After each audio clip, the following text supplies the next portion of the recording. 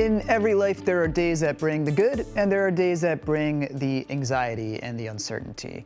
But our next guest says this pandemic is forcing a collective response, and that is of grief. And while you may know the 5 stages of grief, he says there's a 6th. Joining us now to bring some context to our experience of this moment is author and grief expert David Kessler. David, it's an honor to have you speaking with us today, in part because I say that you say there's a 6th phase. You don't just say that. You said that with the blessing of the person who coined the 5 phases of grief, Elizabeth Kubler-Ross.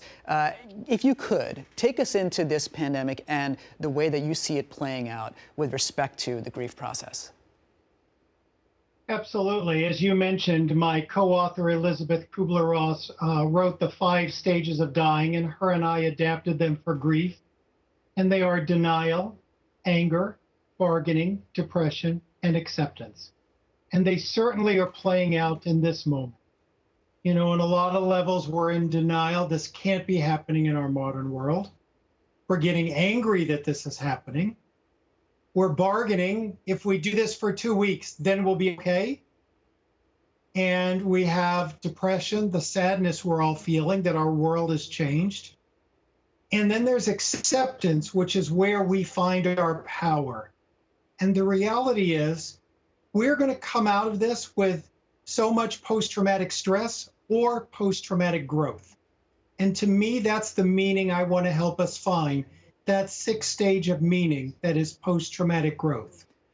It's empowering to think about it in those terms. One of the ways that you've discussed the unique nature of this pandemic with respect to our ability to cope is that it is frustrating our temporal sense, in the sense that it's off in the future. We don't know when it ends. And it's also frustrating our physical sense. It's invisible. We don't know how to necessarily reckon with that as easily as some other things, like the absence of a loved one or a loss of some tangible object. How do you feel like those aspects are really affecting our success in coping with this grief? Well, our mind is trained to be afraid of the fire that we can see or the lion that we can see. Our mind doesn't know what to do with an invisible enemy that could be on our loved ones, could be in the air. So that's a very fearful situation. So it's important that as our mind shows us all these negative images of the worst scenarios, we also remember we can think about the best scenarios. We don't know which one will come true. It's usually a mixture of both. But as your mind says, oh my gosh, everyone I know could die, you could also say, yes, but everyone I know could also live. They could get it and be healthy, to recognize both possibilities. It's a very powerful practice, and I was going to ask you about other practices. I know that you've talked about some likeness to mindfulness meditation, in the sense of just seeing yourself in the moment, bringing yourself back to the moment, looking at things in the room, perhaps, to create that sense of presence. Do you think that that will also help us get that sense of meaning? And when we talk about that 6th stage, how can we get to a state where we can better understand what's happening to us? Exactly. Just like you mentioned, if I can say I'm safe here in my office right now, I have enough. Things are safe right now in this moment.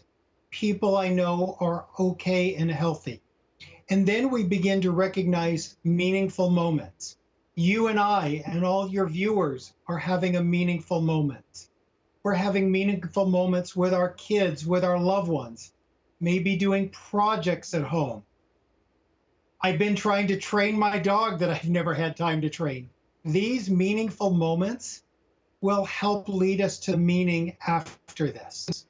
It really is so incredible to think about these ways that meditation, mindfulness, and the instilling of the present moment can bring us some peace. If there was one word you could leave our viewers with as we have just a few moments left, what would that be? Well, I want you to know, as people are dealing with this, we have resources out there. You know, I'm with Project Angel Food. They are feeding 1,600 people a day who are in desperate illness and already isolated, to please reach out and help them with donations. For people who maybe have a loved one who died, I'm doing a daily free grief group that you can find information at grief.com.